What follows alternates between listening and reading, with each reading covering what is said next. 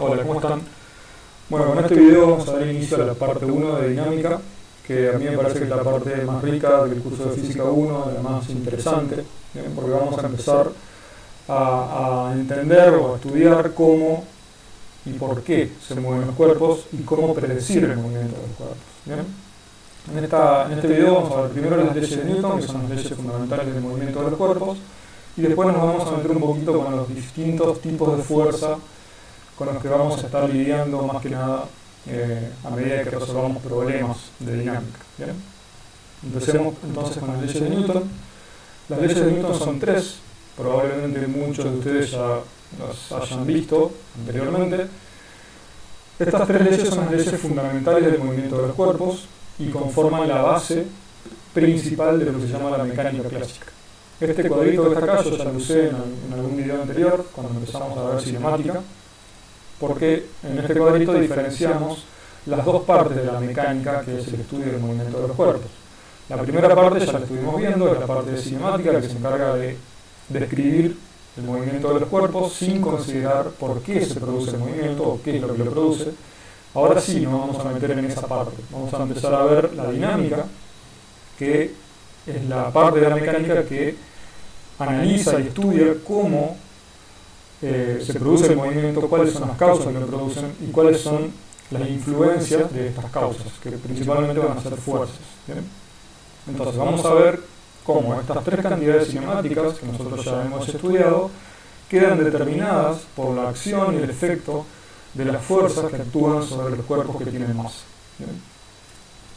Empecemos entonces a ver las leyes de Newton. La primera ley, que se llama ley de inercia generalmente, establece que en un sistema de referencia inicial todo cuerpo se mueve con velocidad constante, que puede ser cero, a menos que una fuerza neta distinta de cero actúe sobre él. En pocas palabras, todo cuerpo sigue moviéndose con la velocidad que tiene, a menos que una fuerza cambie ese estado de movimiento. ¿Bien? Acá yo a la derecha pongo las dos situaciones que contempla esta ley. Esta es la situación de reposo, es decir, velocidad constante pero igual a cero, y esta es una situación de movimiento rectilíneo uniforme, con un vector de velocidad distinto de cero y constante. Estos dos cuerpos se van a seguir moviendo de la manera que lo están haciendo. Yo acá hablo de movimiento, en realidad está quieto, pero es un estado de movimiento, de reposo. ¿Bien? Si este cuerpo está en reposo, se va a mantener en reposo a menos que actúe una fuerza sobre él, y si este cuerpo se está moviendo con una cierta velocidad de traslación, se va a seguir moviendo de esa manera a menos que una fuerza lo impida. ¿Sí? Acá está contemplado además un movimiento de rotación que estaba con animación. En nuestro caso todavía no nos metemos con la rotación de los cuerpos, todavía consideramos la aproximación del cuerpo puntual. Es decir, acá podemos olvidarnos de que esto está rotando, simplemente pensando que este cuerpo se está trasladando con este vector de velocidad. ¿Bien? Acá aparecen tres conceptos fundamentales. Primero, el concepto de sistema inercial, que yo ya lo definí en algún video anterior. Después está el concepto del movimiento rectilíneo uniforme, es decir, un movimiento con velocidad constante, en línea recta, y también aparece el concepto de fuerza neta. ¿Sí? Un sistema inercial, para recordárselos, es un sistema que se mueve con una velocidad constante respecto a un sistema de referencia. ¿Bien? Ya vamos a ver un poco más sobre este tema. Movimiento rectilíneo uniforme, ya lo estuvimos estudiando en cinemática, es un movimiento en el que la velocidad, el vector de velocidad se mantiene constante. Esos son estos dos casos. ¿Sí? Y fuerza neta, por fuerza neta vamos a entender a la resultante o a la suma vectorial de todas las fuerzas individuales que actúan sobre un cuerpo. Es decir, el estado de movimiento de un cuerpo va a depender de cuál sea la suma de todas sus fuerzas, de todas las fuerzas que estén actuando sobre ese cuerpo de manera individual. Es decir, aún habiendo fuerzas individuales actuando sobre un cuerpo, la fuerza neta que actúa sobre él podría llegar a ser cero. ¿Bien? La segunda ley no tiene un nombre específico, en general se conoce como una ecuación, y ya lo voy a poner. Establece que la rapidez de cambio de la cantidad de movimiento lineal de un cuerpo, ya vamos a ver lo que es, equivale a la fuerza neta que actúa sobre él. Esto, si no lo lee con detalle, puede pensar que es algo muy parecido a lo que dice esto. ¿Sí? Acá habla de un cambio en la cantidad de movimiento lineal, o sea, de traslación, y también de una fuerza neta que actúa sobre ese cuerpo para producir este cambio. prácticamente algo muy parecido a lo que está diciendo la primera ley. ¿Bien? En general esta ley se conoce con esta ecuación de fuerza igual a masa por aceleración. ¿Sí? Seguramente los que ya vieron las leyes de Newton en algún momento vieron que la segunda ley establece que F es igual a m por a. ¿Bien? Acá tenemos del lado izquierdo la fuerza neta, esto que aparecía en la primera ley, la resultante de todas las fuerzas. Y del lado derecho tenemos la masa, que nosotros la vamos a llamar masa inercial, ya vamos a ir viendo más en detalle esto también, y la aceleración, el vector de aceleración. ¿Sí? Acá yo puse dos definiciones de la masa inercial. Esta es una definición más del área de la química, que es la cantidad de materia que posee un cuerpo, y esta es una definición más del área de la física, ¿sí? Que es la resistencia de un cuerpo a cambios en su velocidad. ¿Sí? Eso tiene mucho que ver con lo que estamos diciendo. Un cuerpo intenta seguir moviéndose como lo está haciendo y se resiste a cambiar, y esa resistencia queda explícita cuando pensamos que para poder cambiar ese movimiento hace falta la acción de una fuerza externa. ¿Bien? Entonces todo cuerpo tiene cierta resistencia a cambiar su estado de movimiento. Eso es lo que mide de alguna manera esta cantidad que está acá, que es la masa inercial del cuerpo. ¿Sí? Bien, acá aparecen también dos conceptos, que es la fuerza neta, vuelve a aparecer, y aparece un nuevo concepto, que es la cantidad de movimiento lineal. Yo lo dije muy por arriba recién, ahora nos vamos a meter un poquito más en esto. Como cantidad de movimiento lineal, nosotros en física entendemos a este vector que está acá, que se define como el producto de la masa inercial por el vector velocidad. Es decir, es simplemente proporcional a la velocidad mediante la masa. Esto se llama cantidad de movimiento lineal. Entonces, tienen en cuenta tanto la masa que se está moviendo como su velocidad. Si dos cuerpos tienen el mismo vector de velocidad, pero uno es mucho más masivo que el otro, entonces el que es más masivo va a tener una mayor cantidad de movimiento lineal. ¿Por qué? Básicamente porque va a ser más difícil cambiar el estado de movimiento a un cuerpo más masivo que a uno más liviano, aún teniendo la misma velocidad. Esto mide entonces lo que se llama en física la cantidad de movimiento lineal. Yo voy a aprovechar esta cantidad de movimiento lineal para definir la ley en términos un poquito distintos a F igual a m por a, pero vamos a ver que es lo mismo. ¿Sí? Voy a aprovechar eso porque también más adelante va a volver a aparecer. Entonces, si pensamos en la rapidez de cambio de la cantidad de movimiento lineal, es decir, cuán rápido está cambiando este vector P, entonces tenemos la derivada de P respecto del tiempo. ¿Sí? Ya estamos bastante acostumbrados a ver derivadas hasta el momento. Si derivamos el vector P, tenemos la derivada de esta cantidad, de la masa por la velocidad. ¿Sí? Del otro lado, tenemos que esta rapidez de cambio de la cantidad de movimiento equivale a la fuerza neta. ¿Bien? Entonces, del lado izquierdo podemos poner la fuerza neta igual a esta rapidez de cambio de la cantidad de movimiento lineal. Y si pensamos que la masa es constante, que es algo que habitualmente pasa, o sea, un cuerpo, es difícil que un cuerpo pierda masa, puede pasar en algunos sistemas, por ejemplo en un cohete, que va perdiendo combustible a medida que avanza, pero en general vamos a considerar nosotros casos en los que la masa se mantiene constante. Vamos a ver en algunas guías de problemas en los que la masa varía, pero generalmente se puede pensar que la masa es constante. Si la masa es constante, entonces puede salir afuera de la derivada y queda la derivada de v respecto del tiempo, y sabemos que esa derivada es la aceleración. Entonces, esto que tenemos acá abajo, fuerza neta igual a masa por la derivada de v respecto de t, es exactamente lo mismo que fuerza igual a masa por aceleración. ¿Sí? Lo único que hicimos fue pensar en esta cantidad, que yo la introduje ahora, que se llama cantidad de movimiento lineal. ¿Bien? Entonces, básicamente lo que dice esto que está abajo es que la fuerza resultante que actúa sobre un cuerpo produce una variación de la cantidad de movimiento lineal de un cuerpo. ¿Bien? Eso es exactamente equivalente, en el caso de masa constante, a hablar de F igual a m por a. ¿Bien? La tercera ley es la ley que se llama de acción y reacción, que dice simplemente lo siguiente: dados dos cuerpos, A y B, si A ejerce una fuerza sobre B, entonces B ejerce una fuerza igual y opuesta sobre A. ¿Bien? Por eso hablamos de acción y reacción. Toda acción, que es la fuerza de A sobre B, viene dada o viene junto con una fuerza igual y opuesta de B sobre A. ¿Bien? Por eso está expresado acá abajo, no me miro ahí para que no aparezca el cuadrito, que la fuerza de A sobre B se puede pensar como menos la fuerza de B sobre A, si hablamos en términos vectoriales, ¿sí? Ahí tenemos dos cuerpos que se están ejerciendo fuerzas mutuas. Es una fuerza de interacción, que en ese caso podemos pensar que es de tipo gravitatoria, por ejemplo. Si el cuerpo B le hace una fuerza al cuerpo A, de alguna manera, entonces el cuerpo A también está haciendo una fuerza a B. ¿Bien? Eso va a pasar siempre. Siempre que existe una fuerza, va a haber una reacción a esa fuerza.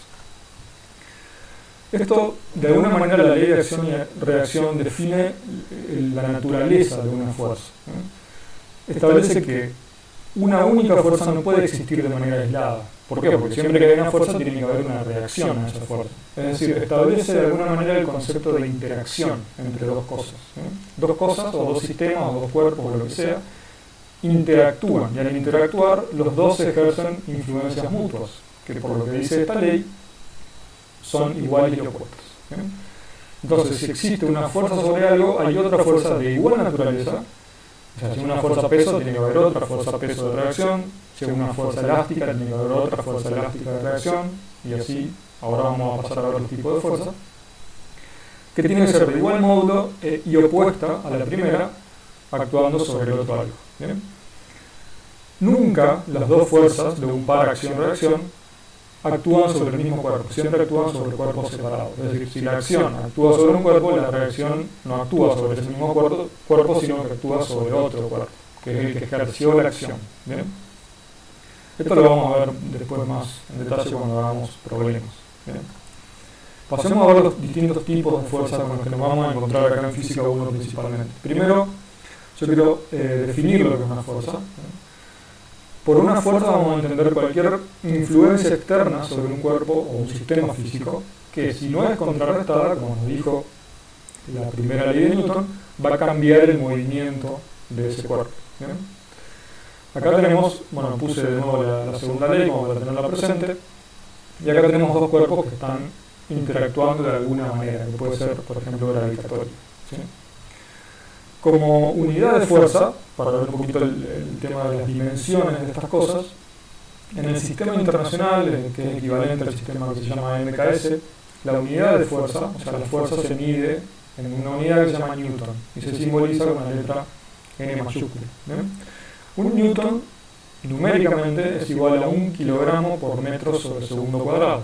Es decir, si se fijan, esto es unidad de aceleración, esto es unidad de masa. Entonces acá tenemos masa por aceleración, como dice la ley. ¿Sí? Un newton vendría a ser la fuerza neta necesaria para aplicarle una aceleración de 1 metro sobre segundo cuadrado a una masa de 1 kilo. ¿Bien? Esa aceleración se va a dar en la misma dirección que la fuerza, justamente por cómo está expresada esta ley. Fuerza neta es proporcional a la aceleración. Entonces son dos vectores paralelos, la fuerza y la aceleración. ¿Bien? En el sistema técnico, como para ver la unidad en otros sistemas, la unidad de fuerza se llama kilogramo fuerza y se simboliza con kilogramo F, y 1 kilogramo fuerza es numéricamente igual a 9,8 newtons. ¿Bien? Esta unidad se define en términos de la fuerza gravitatoria sobre una masa de 1 kilo ubicada en la superficie de la Tierra, donde la aceleración de la gravedad es 9,81 metros sobre segundo cuadrado, por eso esto equivale a 9,81 newtons. ¿Bien? Si multiplicamos esta aceleración por una masa de 1 kilo, nos da este mismo valor. ¿Sí?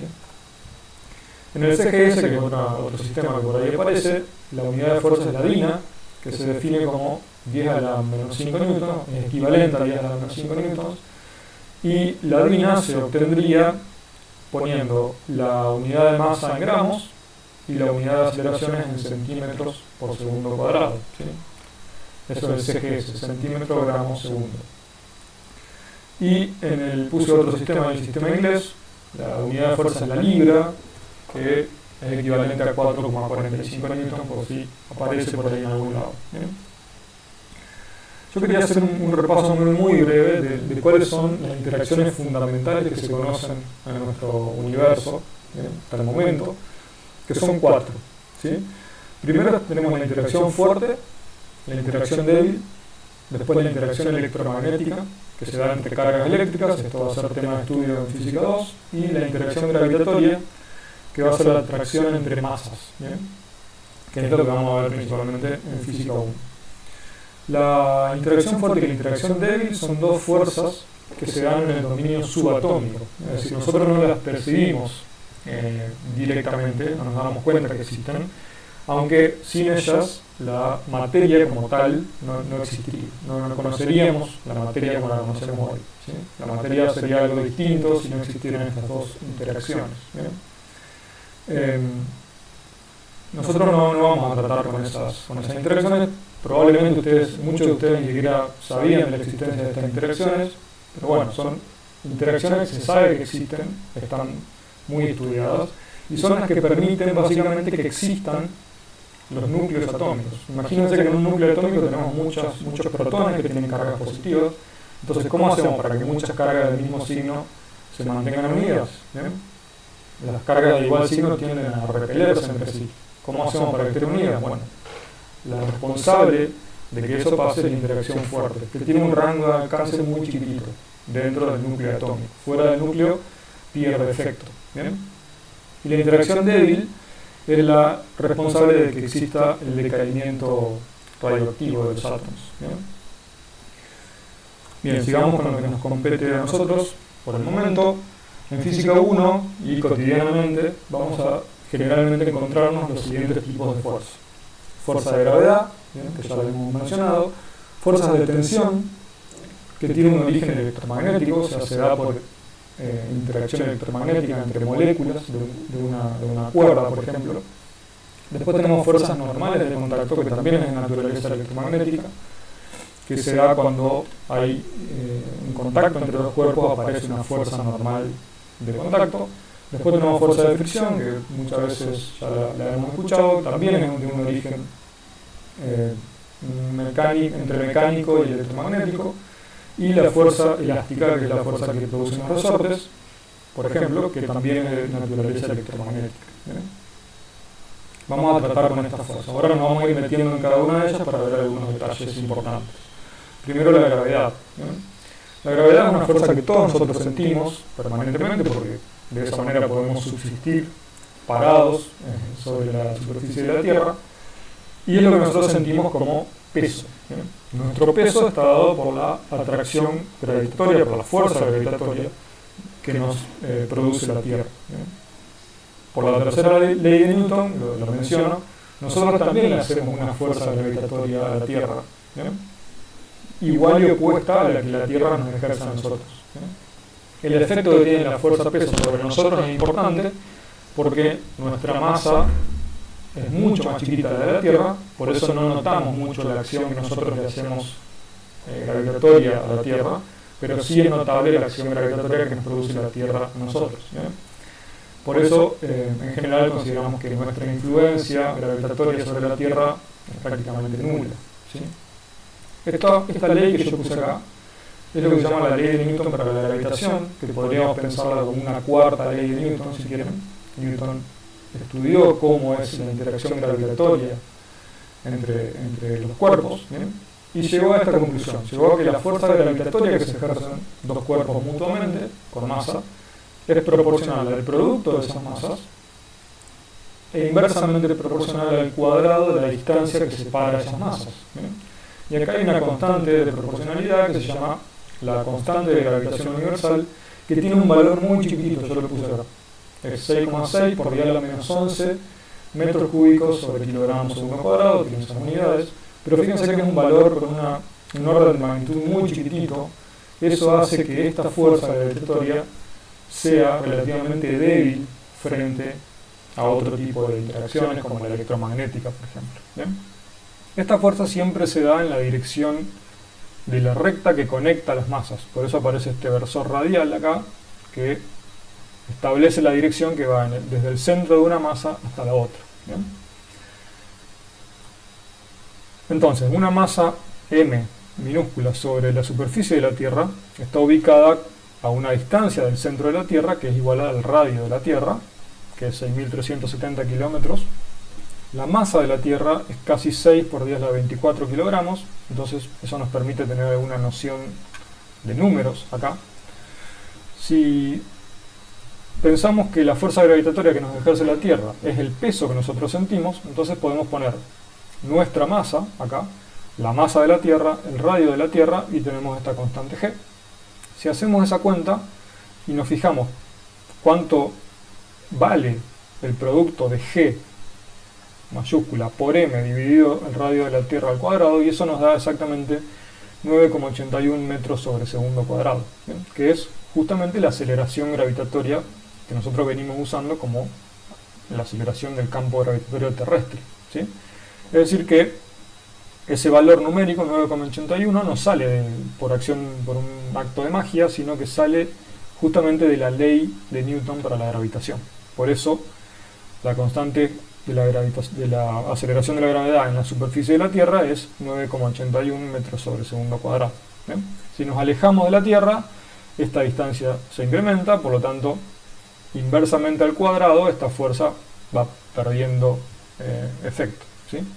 Bueno, acá puse una animación de satélites orbitando la Tierra, gracias a esta interacción, y acá puse un link que les va a permitir entrar a esta página, está muy buena, que les permite ver todos los satélites que están orbitando en otro planeta, en tiempo real o en otro momento, les da información sobre los satélites, da información sobre el valor de G en distintos puntos de la Tierra, ¿bien? Es bastante interesante, por si lo quieren ver. Pasemos a la fuerza de tensión.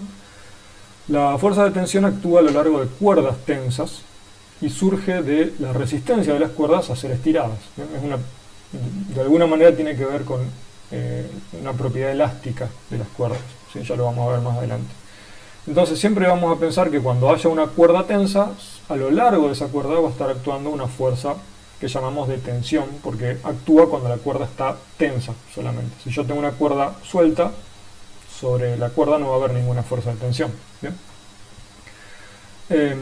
Y una cosa que tenemos que tener en cuenta es que en todo punto de una cuerda actúan fuerzas iguales y opuestas, que esto de alguna manera nos hace acordar a la tercera ley de Newton. ¿Bien? Si yo a una cuerda la corto en cualquier parte de su extensión y puedo analizar, si imaginamos que puedo analizar con detalle cuáles son las fuerzas que están actuando a un lado y a otro lado de ese punto, lo que vamos a ver es que de un lado actúa una fuerza exactamente igual y opuesta a la que actúa del otro lado. ¿Bien? Es decir, que las cuerdas de alguna manera funcionan como unos transmisores de fuerzas, ¿bien? De un extremo de ella al otro. En general, cuando tratemos con cuerdas, vamos a asumir las siguientes dos hipótesis. Generalmente asumimos estas dos cosas. Primero, que son inextensibles, o sea, no se estiran ni se deforman, no son muy elásticas que digamos.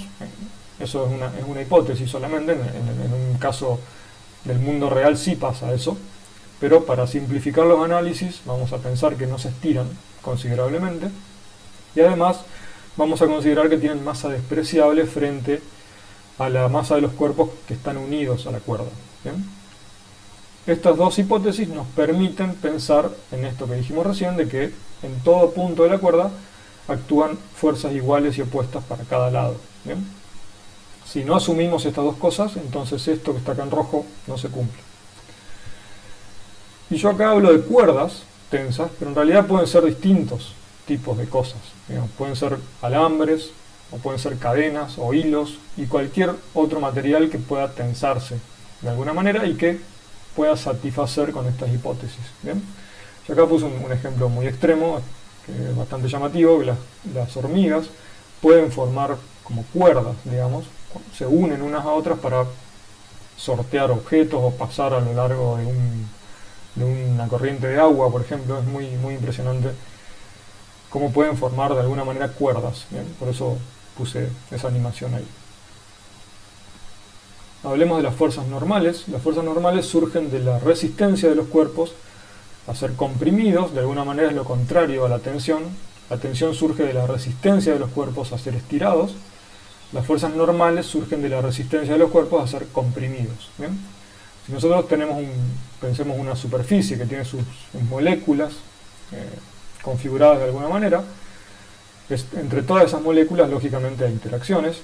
Cuando yo apoyo algo sobre esa superficie, sus moléculas se van a desplazar levemente, según cuán rígido sea ese objeto, esa superficie, y entre todas ellas van a tratar de volver a su estado anterior. De alguna manera, de nuevo, aparece la cuestión elástica acá, la propiedad elástica de los cuerpos. Entonces, todas esas fuerzas moleculares se transmiten hacia el cuerpo que está tratando de deformar la superficie y se resisten a que ese cuerpo las deforme. ¿Bien? Entonces aparece lo que se llama una fuerza normal. La fuerza resultante de todas estas fuerzas moleculares es una fuerza normal que aparece cuando hay contacto entre dos cuerpos, ¿sí? Para evitar justamente las deformaciones. Siempre que hay una fuerza, como dijimos hoy, por la tercera ley de Newton, hay una reacción a esa fuerza. Entonces, siempre que esta superficie le aplique una fuerza normal al cuerpo que está tratando de deformarlo, entonces va a aparecer una fuerza del cuerpo hacia la superficie, una fuerza igual y opuesta. Es decir, el cuerpo se resiste y a la vez el cuerpo también se resiste a ser levantado de alguna manera, ¿bien? O a ser desplazado de esa posición. Y acá n y n', le pongo prima porque sería la reacción a esta fuerza, sería un par de acción-reacción de la tercera ley. ¿Bien? Y acá, bueno, puse un ejemplo de un libro apoyado sobre una mesa. En ese caso el libro no se hunde en la mesa porque la mesa lo está soportando por este mecanismo, y de la misma manera el cuerpo está tratando de penetrar en la mesa. ¿Bien? No puede hacerlo porque hay fuerzas moleculares que lo impiden. Por eso es de naturaleza electromagnética esta fuerza también. Y acá puse un ejemplo de un plano inclinado para poner en claro que esta fuerza se llama normal porque siempre aparece actúa de manera perpendicular a las superficies que están en contacto. ¿Bien? Si tenemos un cuerpo sobre un plano inclinado, entonces la fuerza normal va a ser normal a la superficie de contacto entre esos dos cuerpos. ¿Sí? Pasemos a la fuerza de fricción, en la que me voy a detener un poquito más de tiempo que las que ya venimos viendo. La fuerza de fricción o rozamiento, yo acá les dejo varios links para que investiguen después, son aplicaciones medio interactivas, páginas donde hay aplicaciones interactivas para que ustedes jueguen un poquito con estas cosas. La fuerza de fricción o de rozamiento es una fuerza que se opone al movimiento relativo lateral entre cuerpos que estén en contacto, que surge cuando yo quiero empujar un mueble sobre el piso, una caja sobre el piso, por ejemplo. ¿Bien? En este caso tenemos una persona que está intentando mover algo bastante aparentemente pesado. Esta persona está intentando mover este cuerpo en la dirección hacia la derecha, ¿bien? Es la dirección de movimiento, o por lo menos de intento de movimiento, y si eso pasa y hay rozamiento entre estas dos superficies, entonces va a aparecer una fuerza de rozamiento que trata de oponerse a ese desplazamiento lateral de este cuerpo sobre la superficie. ¿Bien? ¿Cuál es el origen de esta fuerza? Bueno, el origen de esta fuerza es, como ya dije hoy, es una mezcla entre mecánico y electromagnético. Primero, las superficies que están en contacto nunca son perfectamente lisas, siempre va a haber irregularidades en esas superficies a nivel molecular o incluso microscópico, y esas irregularidades se van a encastrar de alguna manera entre sí, entre la caja y el piso, por ejemplo, y eso va a dificultar que una cosa se pueda mover lateralmente sobre la otra. ¿Bien? Acá lo estamos viendo como en un corte transversal. Acá tenemos la superficie de arriba, de la caja por ejemplo, y la del piso. Las dos son irregulares y una se encastra sobre otra. ¿Bien? Entonces, si yo aplico una fuerza sobre el cuerpo verde, hacia la derecha por ejemplo, entonces todas estas irregularidades van a ejercer fuerzas de contacto. ¿Bien? Estas fuerzas se suman entre sí, o sea, todas estas fuerzas actuando en distintas partes del cuerpo se van a sumar para dar una fuerza de rozamiento neta, digamos, sobre el cuerpo, que es lo que nosotros vamos a considerar como el resultado macroscópico de sumar todas esas fuercitas microscópicas. Esa va a ser la que vamos a considerar como fuerza de rozamiento neta sobre el cuerpo. ¿Bien? Y por la tercera ley de Newton, de nuevo, si hay una fuerza, existencia de una fuerza, automáticamente eso implica que hay otra fuerza igual y opuesta. En este caso, el piso le produce una fuerza de rozamiento a la caja, pero la caja también le produce una fuerza de rozamiento al piso. ¿Bien? Que viene a ser la reacción a la acción, que es la fuerza de rozamiento sobre la caja. ¿Sí? Cuando hablemos de rozamiento vamos a distinguir dos tipos de rozamiento. Primero tenemos lo que se llama la fricción dinámica o el rozamiento dinámico, que actúa en cuerpos que ya se están deslizando entre sí. Cuando ya hay movimiento entre un cuerpo y el otro, entonces actúa lo que se llama la fuerza de rozamiento dinámica. Y cuando no hay rozamiento, o sea, cuando no hay movimiento, quiero decir, cuando un cuerpo está en reposo estático sobre el otro, entonces lo que va a actuar hasta tanto se mueva es lo que se llama la fuerza de rozamiento estática, ¿sí? Cuando hablamos de la fuerza de rozamiento dinámica, el valor que toma, el módulo que toma la fuerza de rozamiento dinámica es el producto entre un coeficiente, que se llama coeficiente de rozamiento dinámico, y el valor que tenga la fuerza normal, ¿bien? Y cuando hablemos de la fuerza de rozamiento estática, fíjense que la única diferencia acá, primero es que cambia el coeficiente, acá pasamos a tener un coeficiente dinámico a un coeficiente estático, y lo otro que cambia es el signo. Acá tenemos un signo igual, y acá tenemos un símbolo menor o igual. Es decir, la fuerza de rozamiento estática va a tomar un valor que va entre 0 y este valor máximo, eso ya lo vamos a ver con algún ejemplo ahora, y el valor de la fuerza de rozamiento dinámico siempre va a ser igual a esta cantidad, ¿bien?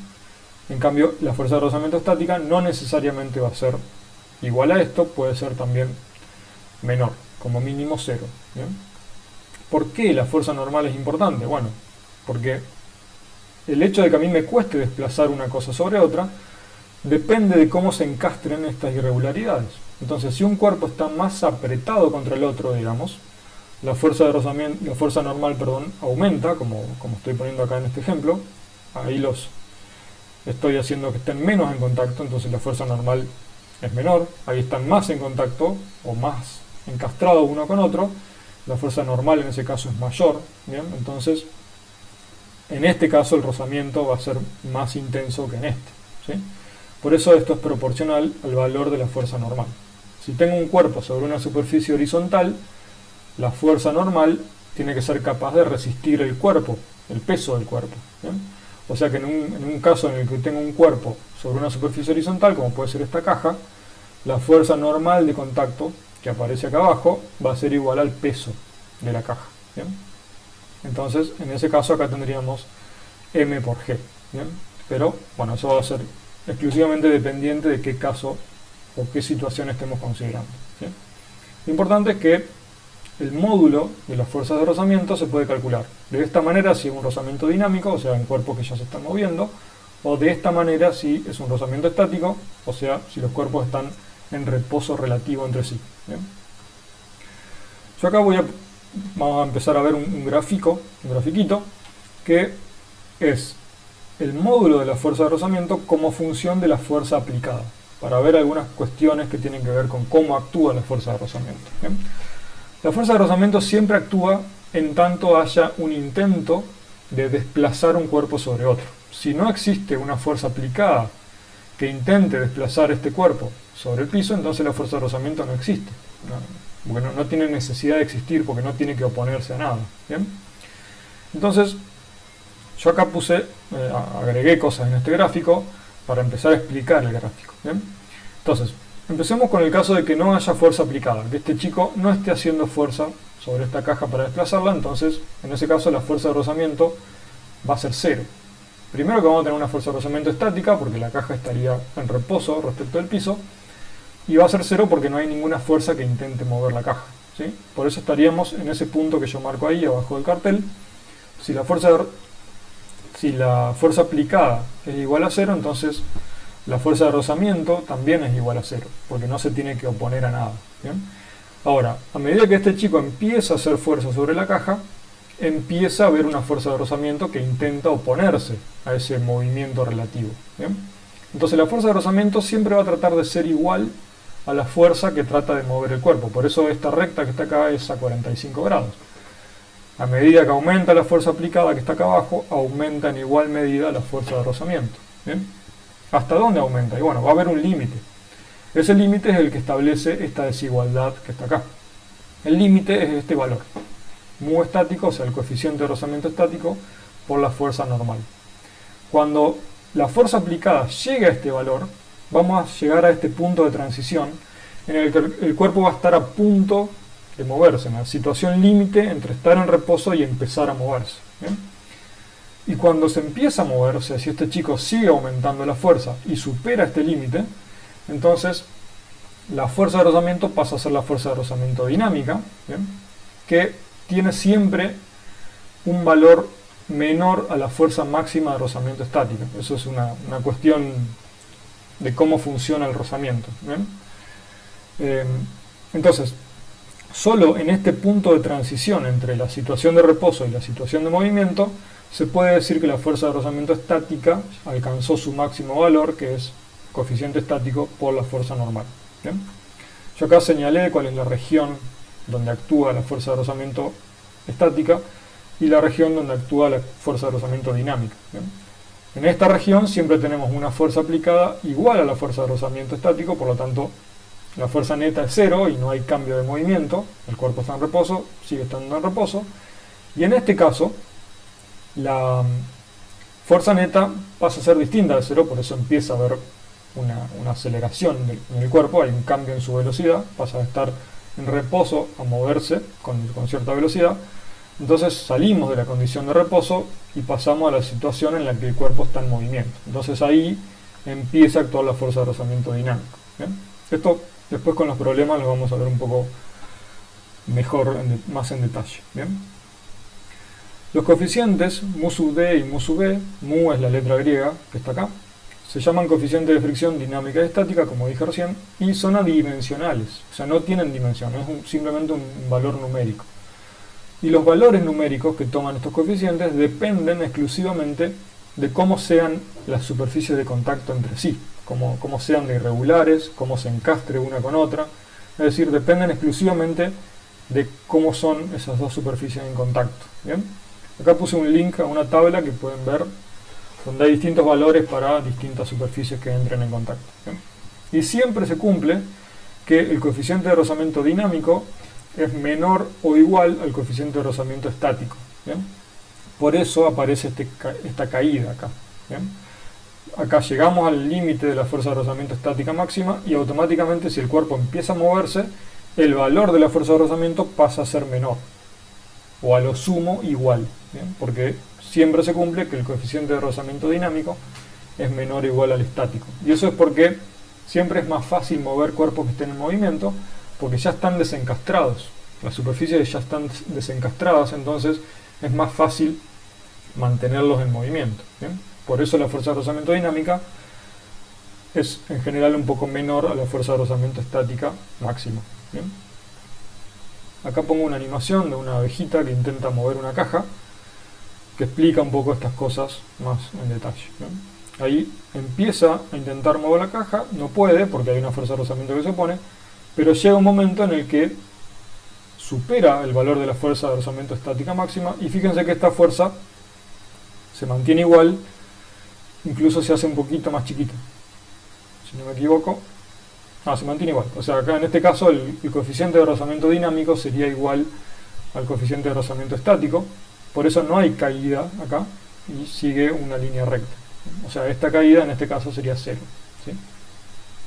Pero bueno, ahí se ve un poquito el funcionamiento de lo que estamos diciendo, de la fuerza de rozamiento.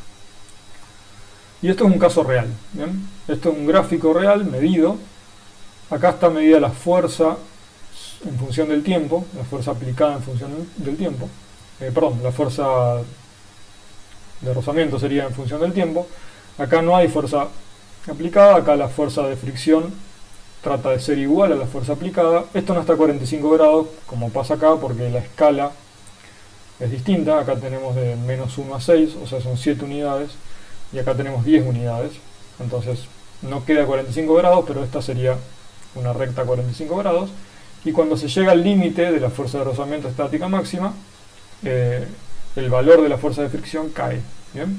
Y pasa a ser un valor aproximadamente constante, por más que yo modifique la fuerza que estoy aplicando. ¿Bien? Entonces, por más que siga aumentando la fuerza aplicada, la fuerza de rozamiento dinámica se mantiene siempre en el mismo valor. ¿Bien? Y pasemos por último a la fuerza elástica. La fuerza elástica es una fuerza también de naturaleza electromagnética, que es una fuerza de restitución que ejercen los cuerpos porque los cuerpos que se consideran elásticos, cuando se resisten a ser deformados. ¿Bien? Que bueno, es un poco lo que estamos viendo con la tensión, que se resiste, es cuando los cuerpos se resisten a ser estirados, y la fuerza normal, que es los cuerpos cuando se resisten a ser comprimidos. ¿Bien? Un ejemplo típico que se toma como ejemplo de fuerza elástica es un resorte. ¿Bien? Es un elemento elástico por naturaleza. Y acá, bueno, pongo eso, que las fuerzas normales y las fuerzas de tensión son casos particulares de fuerzas elásticas. Y las fuerzas elásticas se rigen por lo que se llama la fuerza, por la ley de Hooke, perdón, que establece que la fuerza de restitución elástica es proporcional al desplazamiento respecto de la posición de equilibrio de un cuerpo. ¿Bien?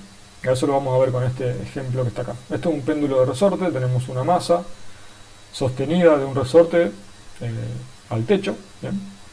Acá vamos a considerar este nivel de alturas como la posición de equilibrio, es decir, si yo tengo un resorte y le cuelgo una masa, ese resorte va a encontrar una posición en la que se mantiene en equilibrio. ¿Bien? A esa posición le llamamos 0, y acá pongo el X para arriba y para abajo, positivo para arriba, negativo para abajo. ¿Bien? Esta ley de Hooke nos dice que a medida que nosotros saquemos el resorte de esta posición de equilibrio, va a aparecer una fuerza de restitución, que fíjense que aparece un signo menos. ¿Bien? Esto que está acá es un coeficiente, también una constante elástica se llama del resorte, que esta sí tiene que tener unidades, no es adimensional como pasaba con los coeficientes de rozamiento. Esto tiene que tener unidades de newton sobre metro para que todo dé, para que todo quede bien.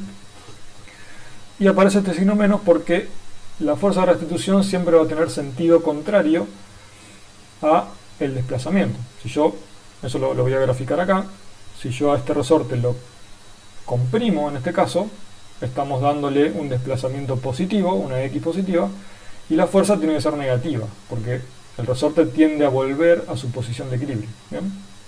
Es decir, en este sistema de referencia y de coordenadas, la fuerza de restitución acá sería negativa.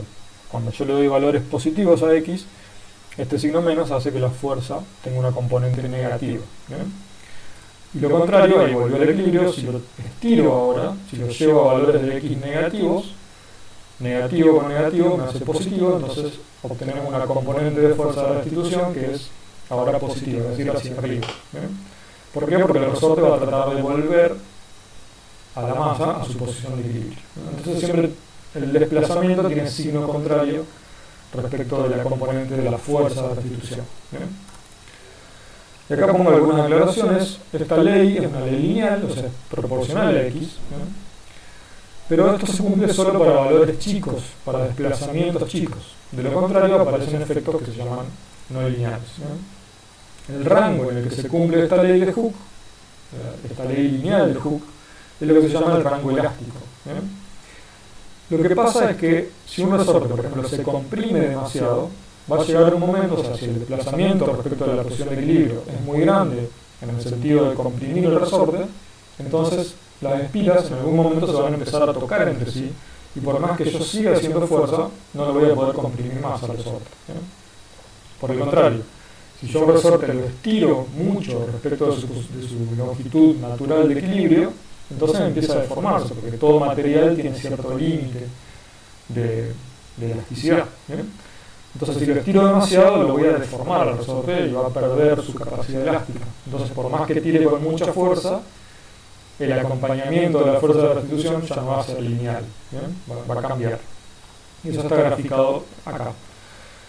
La parte lineal de esta línea punteada, que sería el comportamiento real, digamos, de un resorte, es la que se llama el rango elástico, el rango lineal, que es donde vale esta ley de Hooke. Si nos salimos para X mayores, positivos o negativos, entonces esta recta ya no es válida y la función en realidad se comporta de esta manera.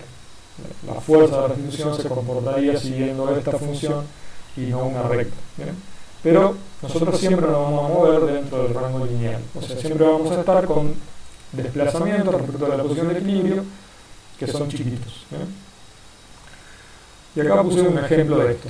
Si tengo un resorte, lo estiro, lo empiezo a estirar, llega un momento en el que el resorte se empieza a deformar, llegó a su límite elástico, y el resorte ya no vuelve a tomar su su forma natural, digamos, sino que quedó deformado. Eso es lo que pasa cuando nos salimos del rango que llamamos elástico. Bueno, y con esto terminamos y nos vemos en el próximo video de dinámica.